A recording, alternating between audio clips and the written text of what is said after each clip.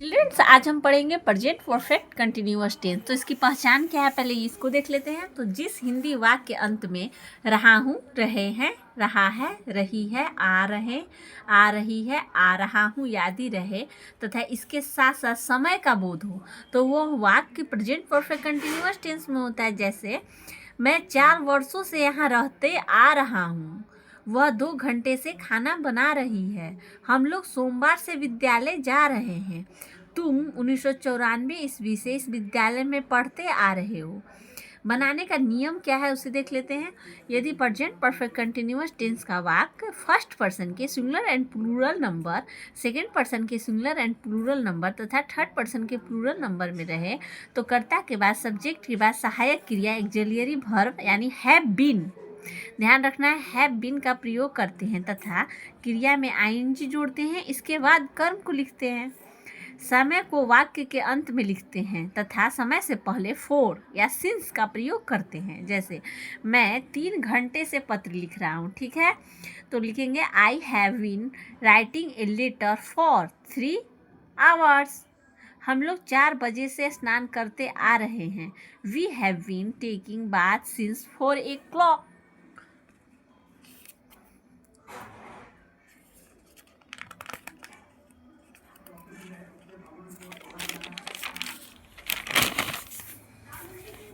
तुम 4 माह से यहाँ रहते आ रहे हो, you have been living her for लगाएंगे, फिर 4 लिखेंगे मंथ्स। वे लोग 2 दिनों से विद्यालय जा रहे हैं, दे हैव बीन, दे के साथ हैव का प्रयोग होता है, बीन लिखेंगे, going to school for 2 days, ठीक है। अब देखिए, यदि वाक्य थर्ड पर्सन के सिंगुलर नंबर में रहे तो कर्ता के बाद सहायक क्रिया हैज बीन का प्रयोग करते हैं, जैसे तथा क्रिया में आईएनजी जोड़ते हैं, इसके बाद कर्म को लिखते हैं।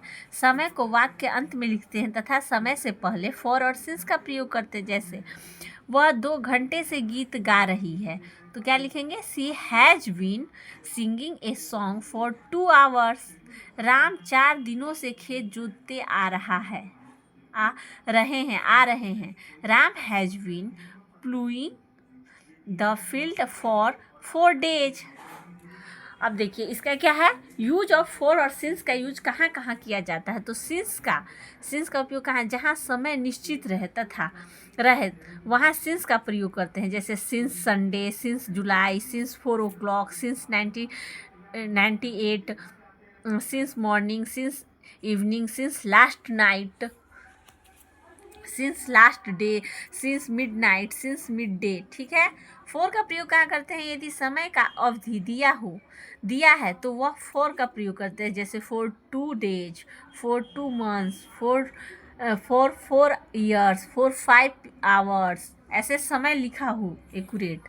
अब देखिए निगेटिव सेंटेंस में क्या होता है, जैसे इसी का रहेगा निगेटिव, यदि प्रेजेंट परफेक्ट कंटिन्यूअस टेंस का वाक्य नकारात्मक यानी नहीं रहे तो हैव और हैज के बाद नॉट का प्रयोग करते हैं, इसके बाद विन लिखते हैं, शेष वाक्य को नियमानुसार लिखते हैं। जैसे हम लोग 4 दिनों से छात्रावास में नहीं रहते आ रहे हैं, तो लिखे क्या बुलाएंगे इसका, we have not been living in the hostel for days.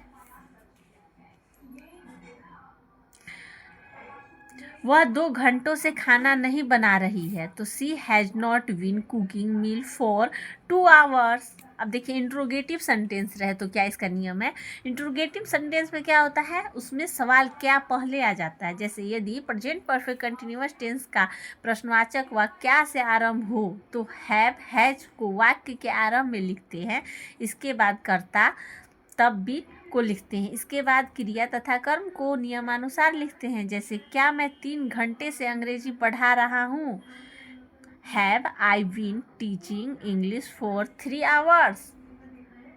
तो इसमें क्या हुआ, हैव पहले आ गया, ठीक है। क्या वह 2 घंटे से गीत गा रही है, has she been singing a song since 2 o'clock। यदि प्रश्नवाचक वाक्य रहे यानी यदि प्रश्नवाचक शब्द वाक्य के बीच में आए तो उसका अंग्रेजी वाक्य के आरंभ से लिखते हैं, जैसे कब, कौन, कहाँ जो आता है, इसके बाद हैज हैव का तथा कर्ता, इसके बाद विन को लिखते हैं, इसके बाद कर्म को लिखते हैं नियमानुसार। जैसे वे लोग 4 बजे से कहाँ जा रहे हैं, ठीक है, तो कब का क्या होगा, वेयर, फिर have, where have they been going since 4 o'clock, वह सोमवार से विद्यालय कब जा रहा है, कब आ गए हैं, तो when has he been going to school since Monday.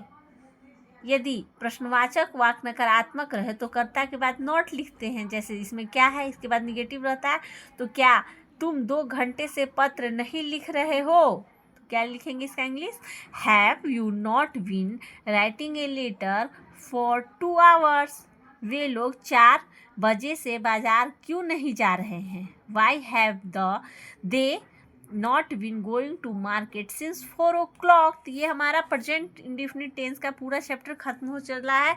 Next part हम लोग पास्ट इंडिफिनिट क्या करेंगे। Thank you children.